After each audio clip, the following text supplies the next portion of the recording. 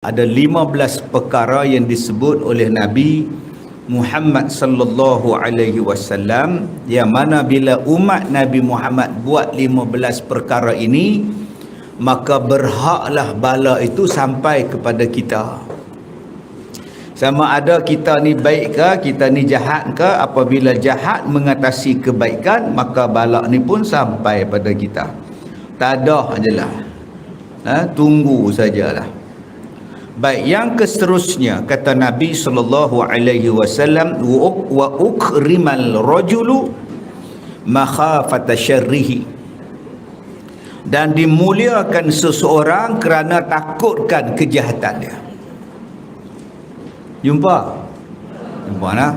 Apa Som jumpa kat Som? Tak jumpa, saya tolong cari. Boleh ya? Baik. Wa ukrimar rajulu makhafata syarrih, orang dimuliakan seseorang kerana jahat. Kerana dia tu jahat, dimuliakan dia sebab orang takut kejahatan dia.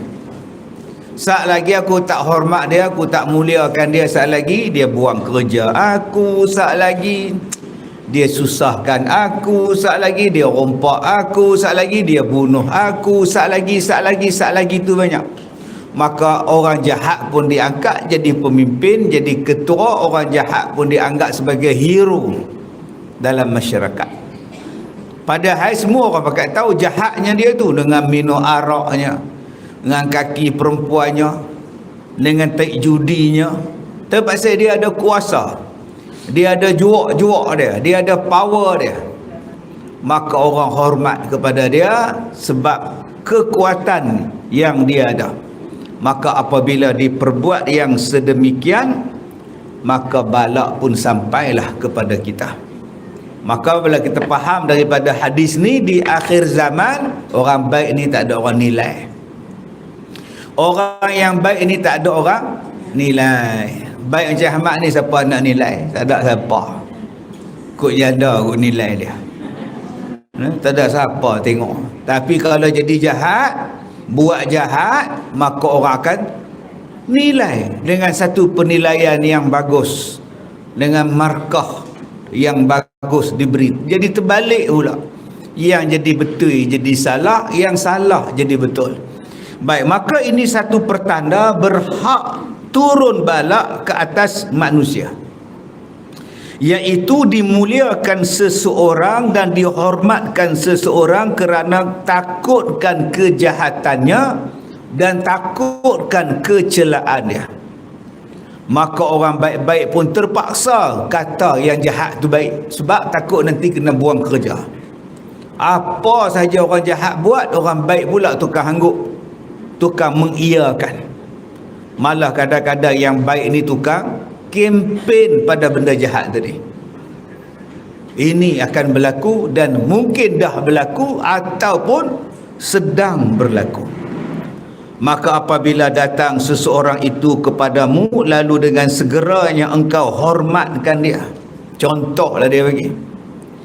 Dan telah engkau sediakan baginya tempat duduknya daripada kerusi yang baik-baik, bilik yang comel, dan engkau sorongkan kepadanya makanan dan minuman yang sedap dan bagus, dan engkau duduk di hadapannya berbual berlabun dengan sehabis-habis mesra. Di dalam itu engkau sorongkan ke hadapannya barang yang mabuk, sama ada rokok dan sebagainya, atau apa-apa manisannya.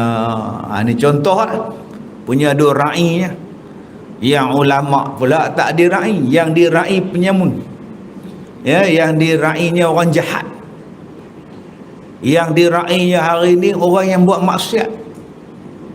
Ada pasangan gay tu, laki-laki menikah dengan laki-laki, hak Islam laki-laki tu, hak laki hak jantan tu pula orang putih. Orang putih Jerman ke mana, yang hak laki tu orang Islam lah, duk tergedik-gedik gedek punggung depan jantan tu. Bila balik ke kampung asal dia, satu kampung turun nak wifi,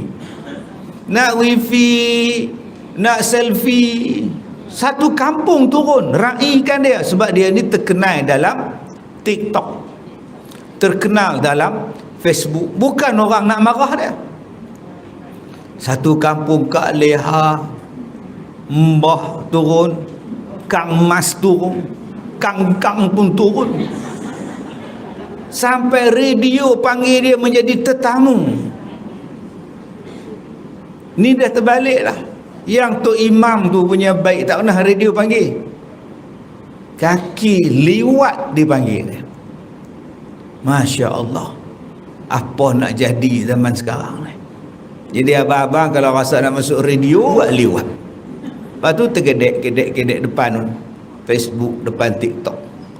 Dia panggil selalu. Sebab ramai orang tengok.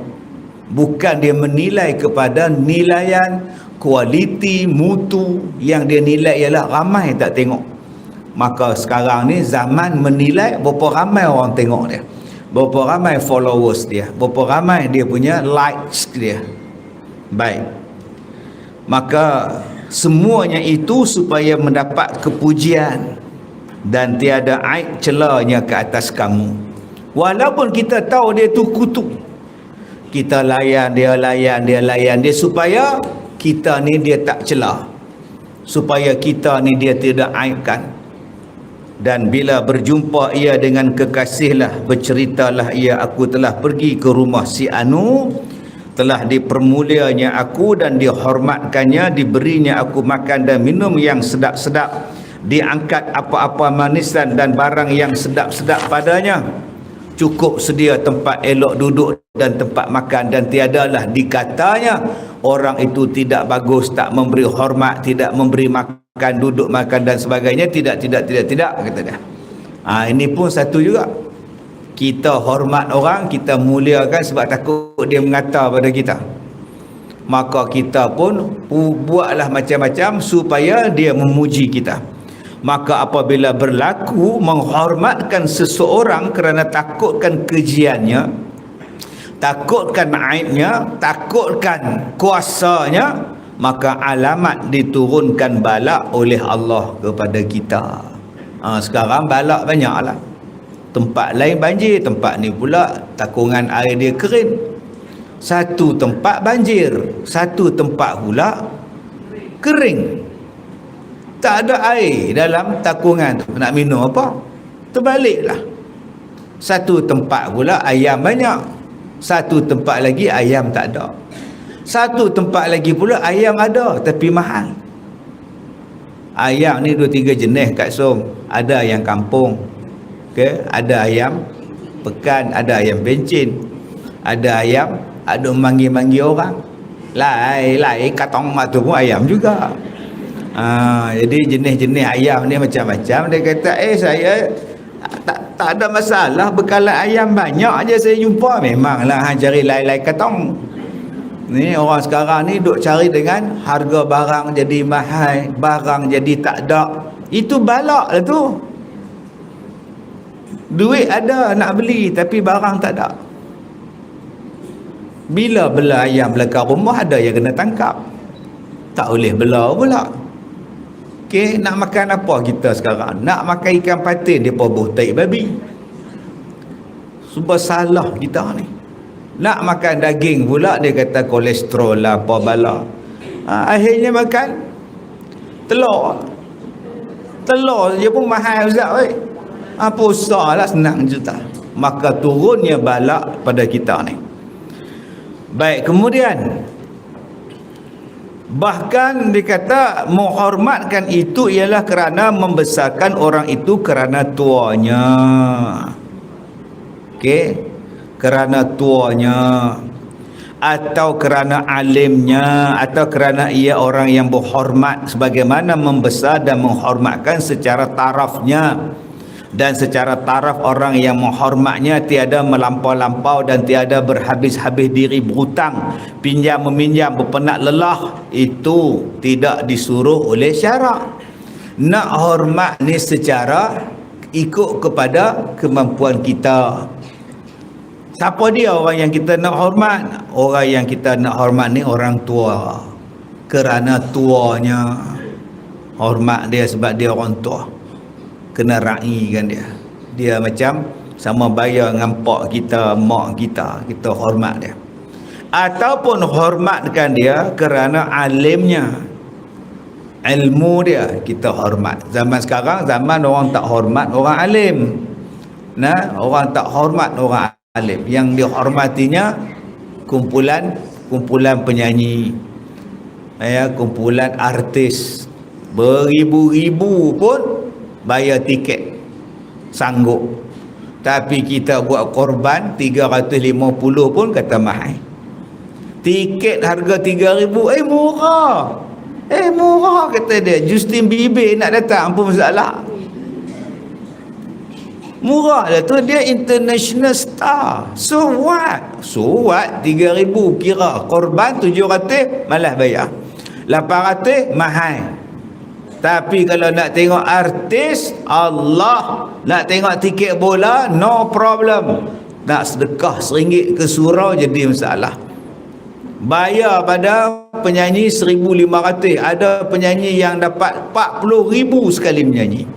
35,000 untuk 5 buah lagu. 3 buah lagu 25,000. Ustaz 250. Daripada Ipoh pergi ke Johor, duit tambang habis gitu je. Bila ustaz kata 250 ni amboi ustaz berkira. Oh, dengan artis tak apa. Kalau ustaz tanya berapa bayaran sagu hati, dia panggil tunggang agama. Tapi bayaran untuk artis 15,000 sekali menyanyi, oh tu patutlah kan, tu kira murah tau kan. Murah lagi. Ni yang zaman sekarang ni. Dan kata dia lagi, dan secara taraf menghormatkan dia tak salah. Tapi janganlah sampai membazir, pinjam dan sebagainya, kerana nak muliakan dia.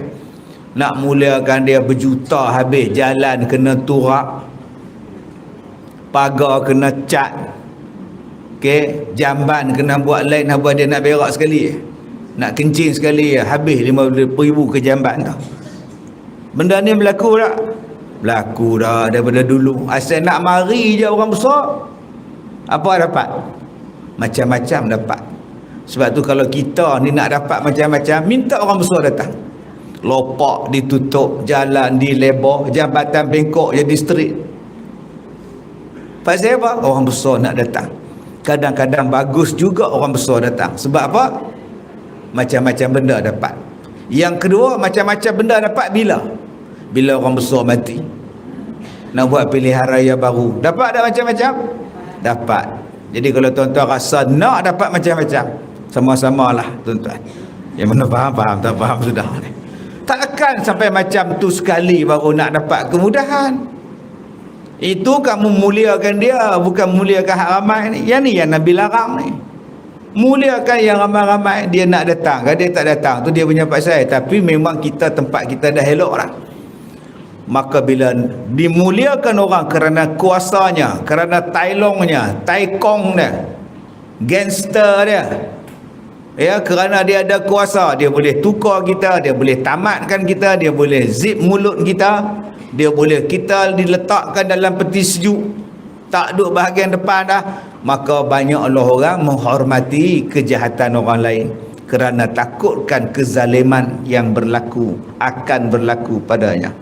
Baik, kemudian yang keseterusnya, wa syuribatil khumur, dan banyak orang meminum arak. Apa lagi bala yang akan turun dengan sebabnya, iaitu banyak orang minum arak. Dan arak tu pula diberikan dengan macam-macam jenis nama. Ada yang panggil beer, ada yang panggil whisky, ada yang panggil ais, macam-macam lah. Sesungguhnya apabila banyak orang minum arak, inilah satu tanda mustahik turunnya bala. Maka ditanya orang, adakah minum arak itu dari belum Islam sampai selepas daripada zahir Islam telah ada orang yang meminumnya? Maka betapa pula mustahiknya turun bala. Dia kata arak ni daripada dulu dah orang minum, ustaz. Sebelum Islam sampai, ustaz, arak ni dah minum dah. Sampai sekarang arak orang minum. Buka meja tepi jalan, tutup segala parking kereta, pakai duduk minum tepi jalan. Bila mabuk langgar orang. Bila mabuk langgar Orang lain yang berlawan arus naik kereta. Cuba tengok orang yang berlawan arus tu apa dia? Semua kaki todi semua. Kaki mabuk semua. Yang dia langgar siapa? Orang Islam kita. Hak balik masjid, yang balik surau. Dia balik pukul 5:30 pagi, langgar pagi balik pada masjid.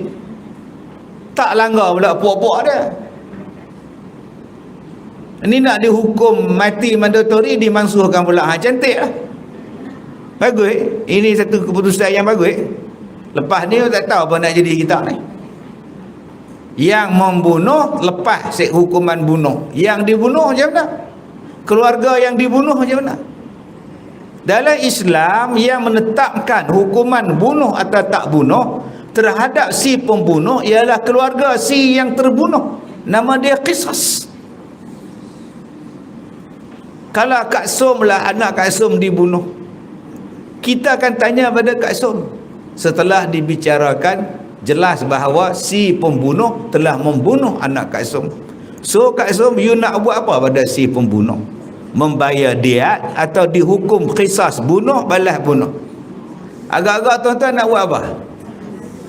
Nak bayar diat ke nak bayar bunuh balas bunuh? Kita nak jadi Ed Osmera, hutang darah dibayar, darah bunuh balas bunuh. Mana hak atas keluarga dia? Ini nama dia qisas. Sebab itu kita kena ada undang-undang hudud, undang-undang qisas. Tapi hari ni tak dengar dah. Tunggu dekat pilihan raya balik. Agak-agak terbit dah cerita hudud ni. Dengar balik. Habis pilihan raya, senyap balik. Akhirnya berapa ramai yang jadi mangsa dibunuh, dirogol dan tak dibela. Dipenjarakan pula, ada cadangan pula nak mangsuhkan pula hukum. Baliklah pada Islam. Kerana Islam tu bagi kita puas hati. Anak aku dibunuh, maknanya anak kamu yang bunuh anak kamu pun aku hukum bunuh. Okey, kalau tak mau hukum bunuh, bayar diat. Berapa banyak bayar diat, bayar sebagai ganti rugi. Itu dia hukum dia. Bukan sewenang-wenang kita boleh mengambil hak orang lain. Maka dijawab oleh ulama,